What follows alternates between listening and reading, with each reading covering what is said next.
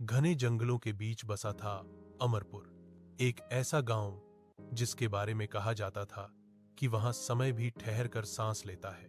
दिन में यह गांव सामान्य लगता, लेकिन सूर्य ढलते ही इसकी गलियां किसी अज्ञात भय से भर जाती।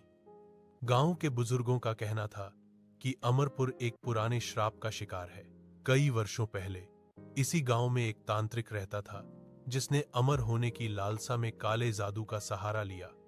उसने गांव की शांति और लोगों की आत्माओं की बलि देकर एक अनुष्ठान किया, लेकिन अनुष्ठान अधूरा रह गया। मरते समय उसने पूरे गांव को श्राप दे दिया, यहां जो भी आएगा वह कभी पूरा होकर नहीं जाएगा। तब से अमरपुर में अजीब घटनाएं होने लगीं। रात को सूनी हवेलियों से रोने की आवाजें आती, कुओं में झांकने पर अपना ही विकृत चेहरा दिखाई देता और कुछ लोग अचानक गायब हो जाते। सुबह उनकी परछाइयां गांव की दीवारों पर जमी मिलती, जैसे वे वहीं कैद हो गए हों। एक दिन शहर से आया युवक आदित्य इस गांव में पहुंचा। उसने इन बातों को अंधविश्वास समझा, लेकिन पहली ही रात उसे किसी के कदमों की आहट सुनाई दी। दरवाजा खोलने पर कोई नहीं था, पर जमीन पर खून से लिखा था, वापस चले जाओ। आदित्य भागना चाहता था, मगर रास्ते बार बार उसे उसी पुराने पीपल के पेड़ के पास ले आते।